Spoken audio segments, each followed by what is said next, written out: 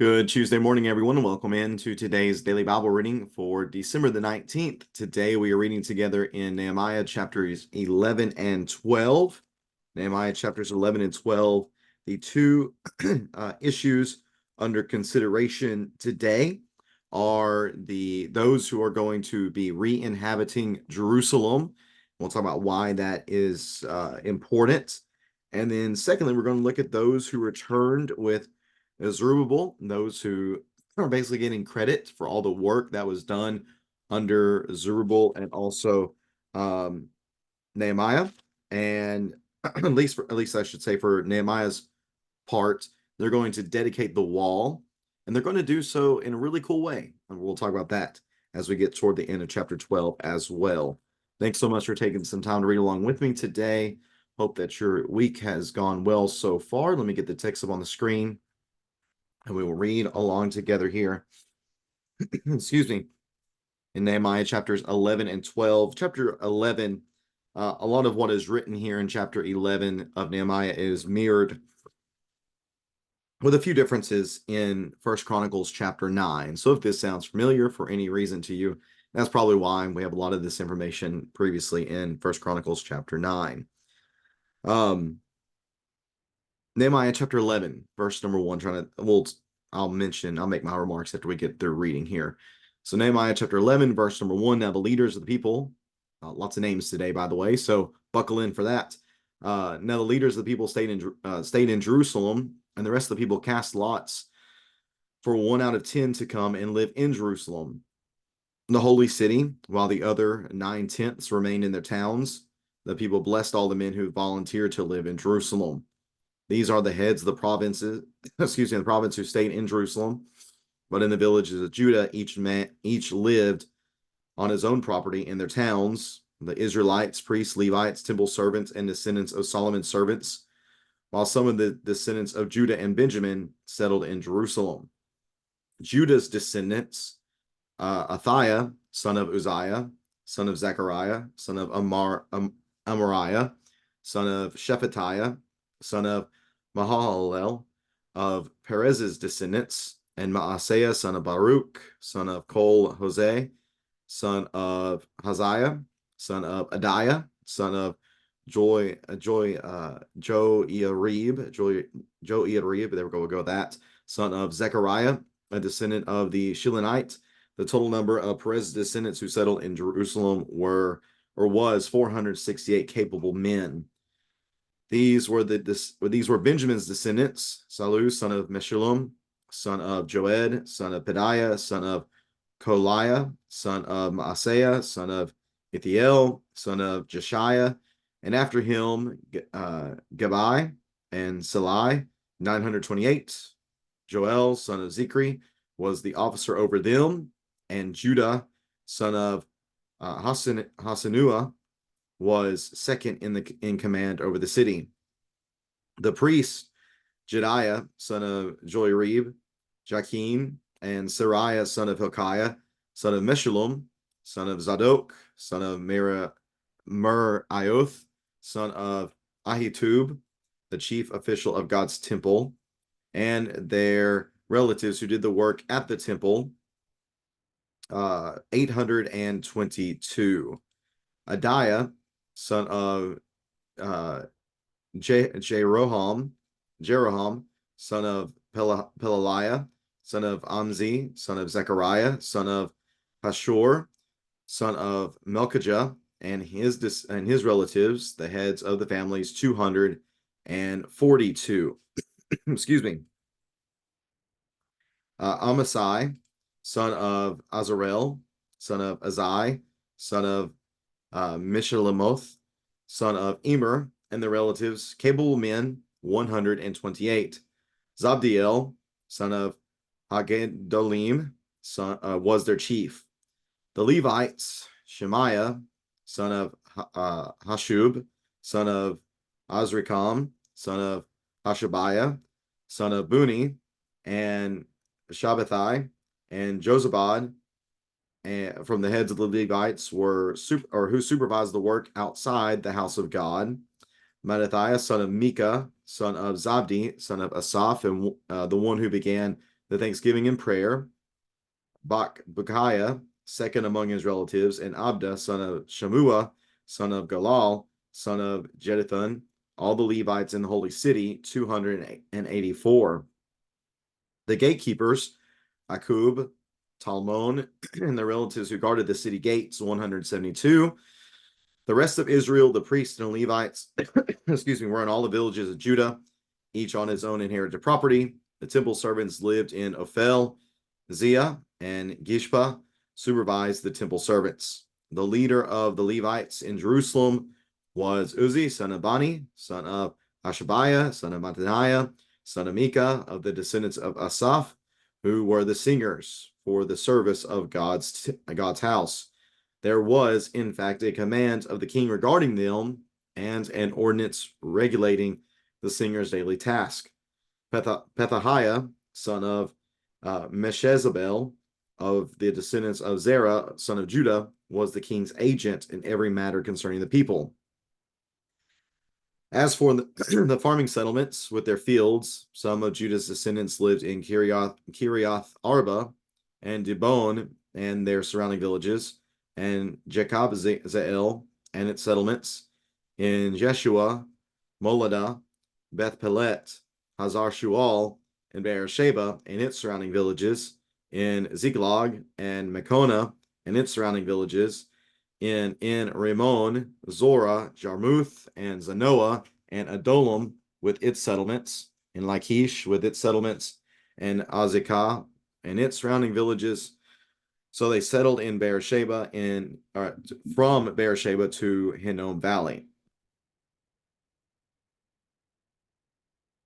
Verse 31 talks about Benjamin's descendants from Geba, Michmash, Aijah, and Bethel, and its surrounding villages, Anathoth, Nob, Ananiah, Hazor, Ramah, Gittaim, Hadid, Zeboim, Nabalat, Lod, and Ono in Craftsman's Valley. Some of the Judean divisions of Levites were in Benjamin. These are the priests and Levites who went up with Zerubbabel,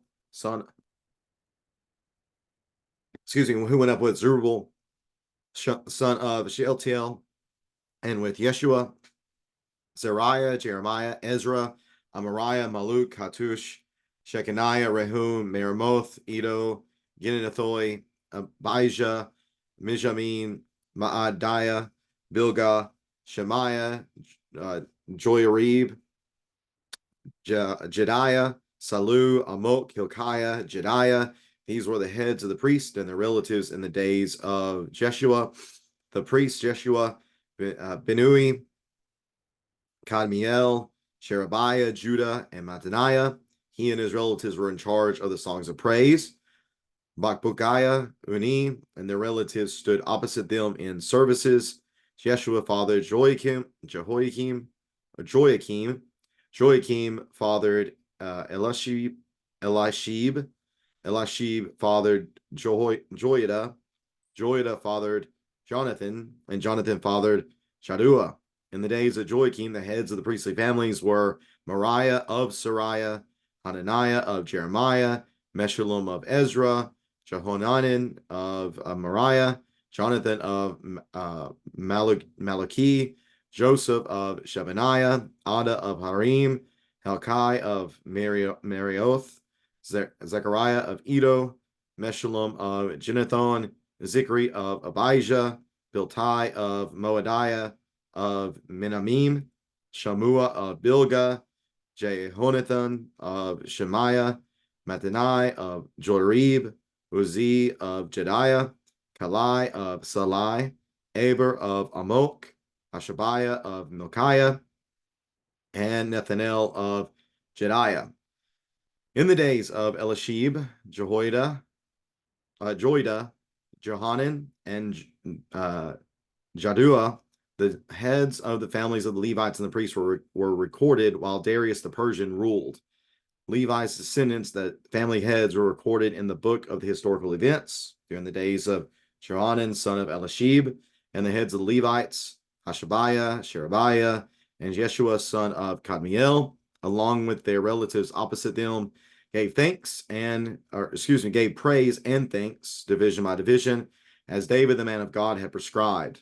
This included Mattaniah, Bakbukiah, and Obadiah, Meshullam, Talmon, and Akub were gatekeepers who guarded the storerooms at city gates. These served the days of Joachim, son of Jeshua, son of Jozadak, and in the days of Nehemiah, the governor, and Ezra, the priest and scribe. At the dedication of the wall, this is Nehemiah chapter 12 and verse number 27. At the dedication of the wall of Jerusalem, they sent for the Levites wherever they lived and brought them to Jerusalem to celebrate the joyous dedication with thanksgiving and singing, accompanied by cymbals, harps, and lyres.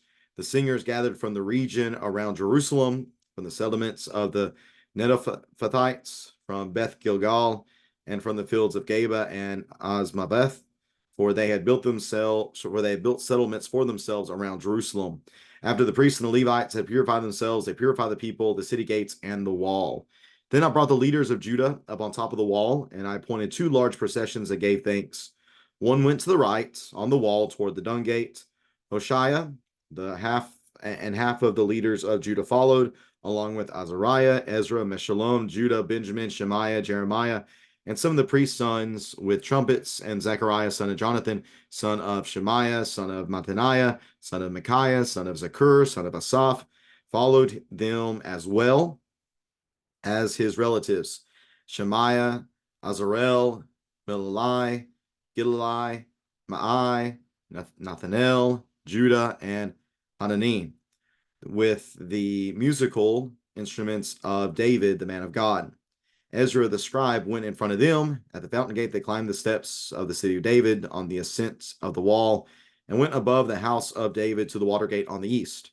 The second Thanksgiving procession went to the left, and I followed it with half the people along the top of the wall, past the tower of the ovens to the broad wall, above the Ephraim gate, and by the old gate, the fish gate, the tower of Hananel, and the tower of the 100 to the sheep gate. They stopped at the gate of the guard. The 2 Thanksgiving processions stood in the house of God. So did I and half the officials accompany me, as well as the priest, Eliakim, Maaseiah,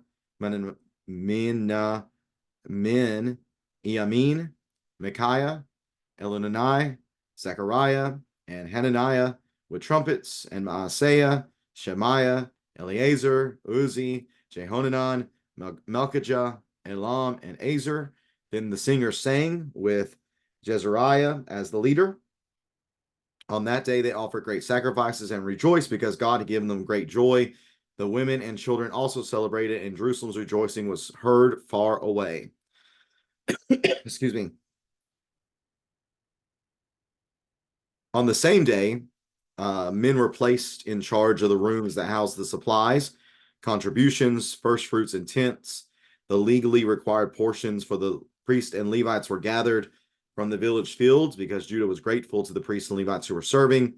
They performed the service of their God and the service of purification, along with the singers and gatekeepers, as David and his son Solomon had prescribed. For long ago, in the days of David and Asaph, there were heads of the singers and songs of praise and thanksgiving to God.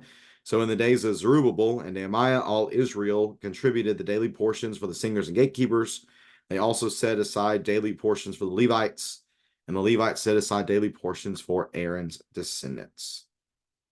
And that is the reading of Nehemiah chapters 11 and 12. I almost want to say, and I think that might be our last big name read. So I want to scan very quickly right here through Esther to make sure I don't jinx myself again, because I've done that a number of times. I think finally, that might be the last time that you have to listen to me read through a ridiculously long list of names that are very foreign to us. Nevertheless, we're reading here in Nehemiah chapter 11. Let me remind you what the text of Nehemiah chapter 7 and verse number 4 says.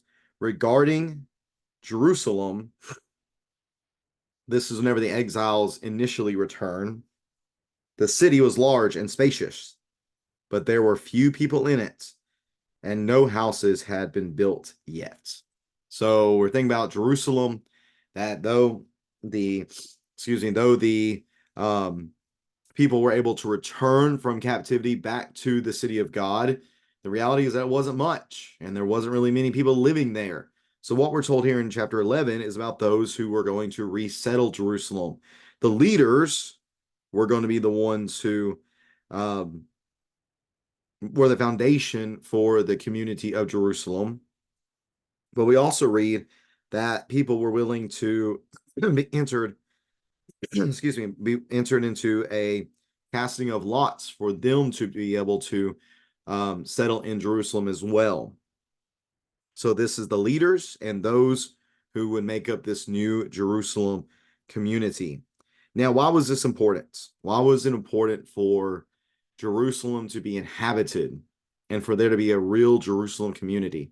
Well, one of the reasons is the fact that, again, this is God's city. This is where his name is to shine forth from. And one of the ways that is done is through worship and through just having a robust community within the city.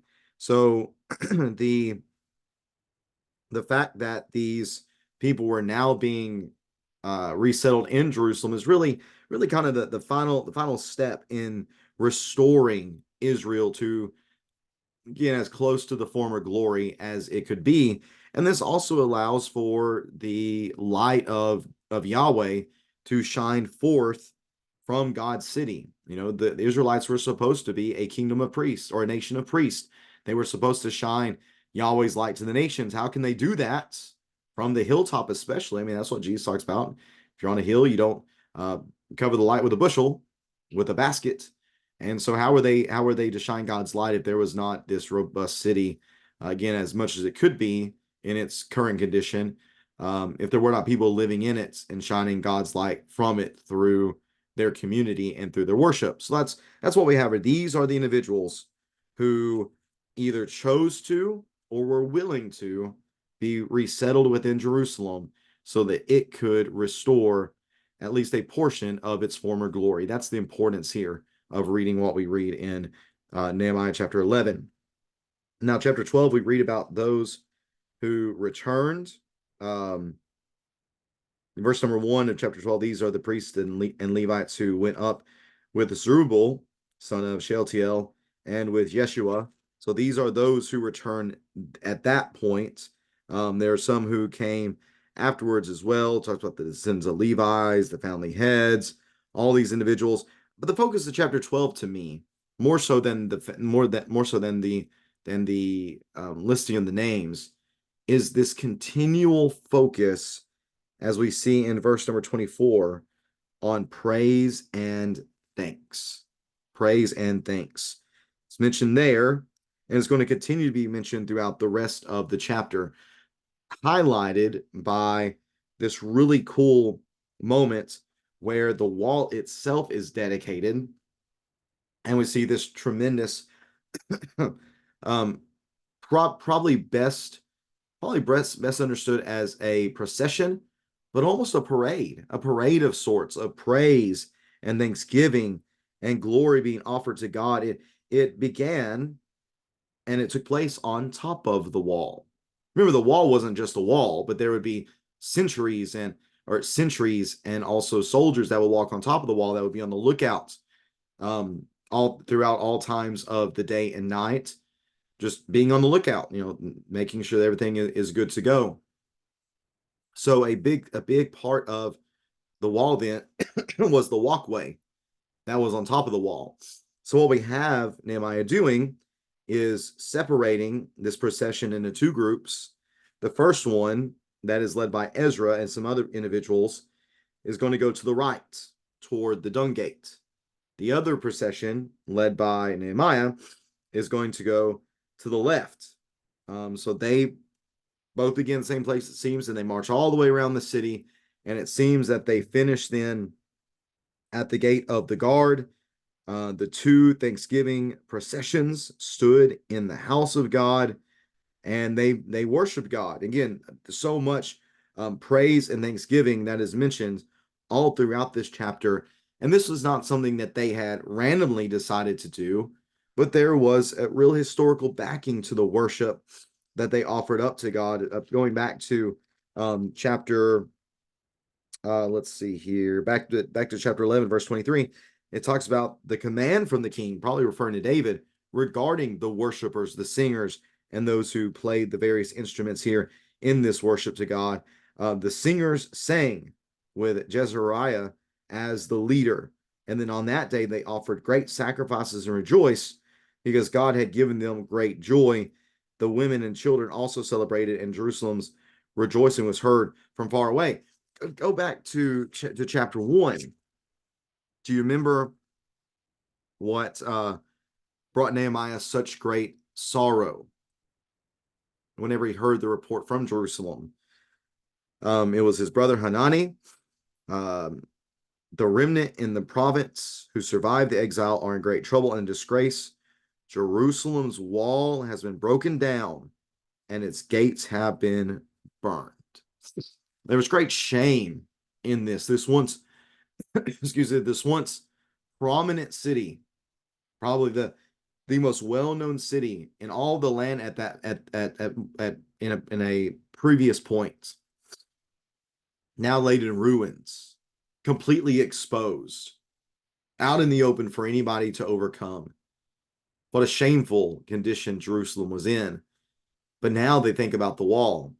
They think about how all the gaps have been closed, how the wall has been brought together, how it is so strong that there could be two processions that walk all the way around marching and praising God along the top of the wall. For this certainly there was great rejoicing that they were able to experience, and they recognize that this certainly came from God. The text finishes with the Israel-wide support for the priest ministry, or for the Levites ministry. Again, in verse 47, so in the days of Zerubbabel and Nehemiah, all Israel contributed the daily portions for the singers and gatekeepers. They also set aside daily portions for the Levites, and Levites set aside daily portions for Aaron's descendants. Again, Jerusalem mattered, especially because this was God's dedicated place of worship. They had restored that. God had restored that through his people. They had been able to engage again in the historical worship dating back to the time of David. It's time of great joy, and the people recognized this was important. So they were certainly going to support those who were engaged in this most important work. I think about just the praise that is emphasized here within this text. I think about Jerusalem needing to be inhabited, excuse me, so that the light could shine from it. These things should be true for us as God's people. We should shine a strong light. We should be a people who are overflowing with praise and thanksgiving to our God for all that he has done for us. May we do so well. May we learn certainly from the example of those during Nehemiah's day. If you have any questions or comments about these texts, please feel free to leave that in the comment section below. I appreciate you taking some time to read along with me on this Tuesday. I do hope that you have, excuse me again. I do hope that you have a great rest of, excuse me, of your Tuesday. And so long as I don't cough to death, we'll be back at it again tomorrow, finishing up Nehemiah. We'll be reading together in Nehemiah chapter 13 tomorrow, reading about Nehemiah's further reforms. Looking forward to finishing out this text with you. And then on Thursday, as I mentioned previously, we have our last double read, which is going to be getting into Esther chapters 1 and 2, and then we'll be finishing out our read for the year, a chapter at a time for the rest of 2023. Again, thanks for tuning in. Leave some comments or questions if you have any, and we'll be back at it again tomorrow. Take care, and God bless.